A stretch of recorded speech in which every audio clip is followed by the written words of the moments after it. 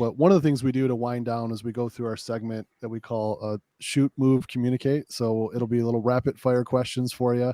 So what I want to do is go through that, and then just to make sure I say it now so I don't forget later, definitely want to plug all the ways where people can find you and find information if people want to follow up with you or reach out and those types of things. But so if you're ready, we'll get started. You ready? All right, I'm ready. All right, good stuff. All right, first one, pretty easy. What accomplishment in competing has made you the most proud? My comeback at North Americans when I placed runner-up after having my daughter. Good deal. What accomplishment outside of competing made you most proud? Being a mom, getting pregnant, and having a baby. Cool. And how old's your daughter now? She's 3. 3. Oh, good times. All right. I think, Justin, what do you have? 4 now, right? And you have 1. 4 daughters. I have 5 daughters right now, because I have 4 5. daughters and then an exchange student who's leaving us in a week. But yeah. So pretty busy. All right. One word to describe a physique competitor. What would it be? Oh, beautiful. I love it's art. We're art. Awesome. All right. A word of encouragement to young up and coming females struggling with body image. What would you tell them? Talk to people in the industry, communicate. We all female competitors have body issues. We all have body issues in the sport of bodybuilding. Even the men do. We're never good enough. We're never big enough. Talk to us. We all can relate. Good deal. All right. Next question, a little different, changing gears here. If you had to miss one, what would it be? A meal, a night of sleep, or a training session? Training session. All right. We talked a little bit before. I know you were using a certain weight loss product, but just what is your favorite ingredients in any kind of that you like to look for inside of a weight loss product? I love to see yohimbine, HCl, and caffeine. Those are the top 2. I mean, those 2 components for any prep are great to really boost that metabolism and help with the weight loss. Good deal. And all right, winding down here. So one word that is a parallel to your approach in both competition and business. So I know you have a successful coaching business and obviously successful competing. We talked a lot about. What would be that word to describe that parallels both? For myself, I mean, I'm driven to accomplish both of them. I want them both to grow huge. So there you go. Good deal. Well, I think it does, it does translate over. I know Justin's been on a lot of different shows talking about that, if you have the same work ethic and drive for competing, and you can take that same effort and translate it into your education as you're doing into, business. Yeah, that's my biggest pet peeve with this sport. You got all these people, the amount of self-motivation and hard work and dedication it takes to get on stage, and people don't apply it to anything else. It's if you can compete successfully, there's nothing you can't be successful at. Yeah. I think they got to find that passion. It took me a minute to find that passion, but it's when you find that niche, you're going to be good at it. You got to find what you're passionate about. Don't set up for the money. You got to settle for what you're passionate about. And the money comes when you find passion anyways, too. There you go. Speaking of passion, please share your passion about school. And if there's anything you could elaborate on your area of study within your PhD. Well, I love school. I love learning different things about the body. I mean, just me from my eating disorder and seeing how it has damaged, but also kind of changed the way that my body can respond to different protocols. I think that's been the most interesting to learn.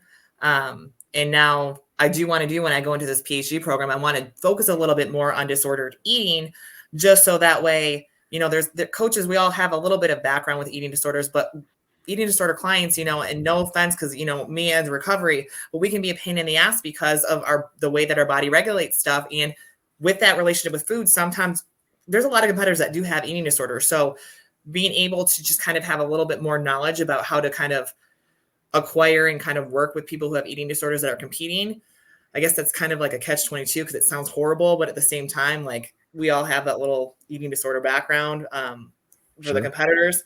So I think just kind of learning how to just take that addiction and just kind of process it into a healthier way with the sport is going to really help me through the PhD program. That's kind of what my focus is going to be on, is just the sports-based nutrition with eating disorders. Awesome. Well, the last one is, we talk a lot at First Detachment about, being just battle tested, right? And so one of the questions we have is, how have you overcome a recent battle, or maybe a upcoming battle that you're preparing for? You can pick either of the two. Well, I will say that my second place in North Americans, I can't say didn't sting a little bit. So I think that really put me in perspective of if I wanted to continue with the sport. I'm not going to lie, I did take a little bit of time off thinking about if I was going to continue, just because the stage is always there. I've been doing it for a decade. I was really concerned with my long-term health, especially if I want to have another baby. So I did battle with that. I took about 4 weeks off after my show. I rebounded, with my off-season diet, but I didn't train a lot. I was just kind of in a depressed state. So I think this comeback for North Americans next year, I'm all in. We talked to my coach, talked to my husband. We're ready to do this. And I think that's what I'm getting prepared to battle for now, is just this redemption at North Americans next year.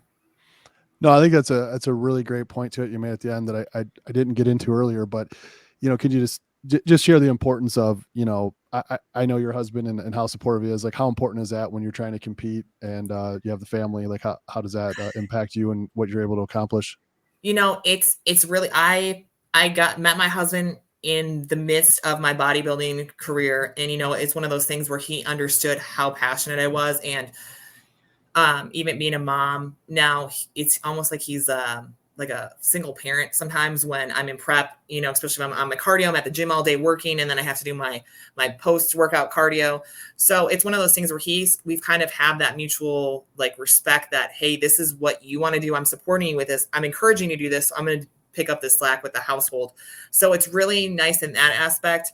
The only downfall I will say, and I know I get kind of bitchy when I'm in prep. I really try not to take it out on anyone. So do I. I really try not to.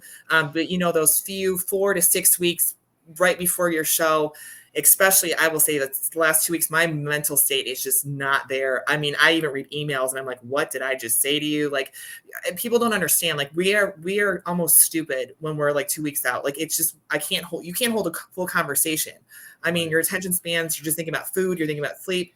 So I think for people who are in relationships or with their significant other, there's a I understand that I'm kind of bitchy, but at the same time, there's a point where you don't understand that you're bitchy because you can't really comprehend, or your brain's processing so slow that, my husband knows, okay, you're only going to be bitch for another 4 weeks and then you're good. All right, let's get through it. So I think it's just that sacrifice, knowing every year, it's the dread. Oh, she's 4 weeks out. Here it comes. But we've done it now for so long.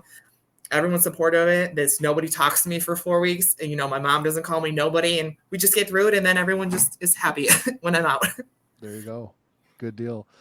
Well, really appreciate you joining us tonight. Want to, definitely give you a chance. A lot of great things you overcome, a lot of information, knowledge you have out there. Where can people find you? Where's the best ways to locate you with social media? I'm most active on my Instagram platform, Shan is Fierce, or Shannon Seeley. You can look at them. And then from there, my coaching page literally tagged onto my main profile, Team Shannon Seeley.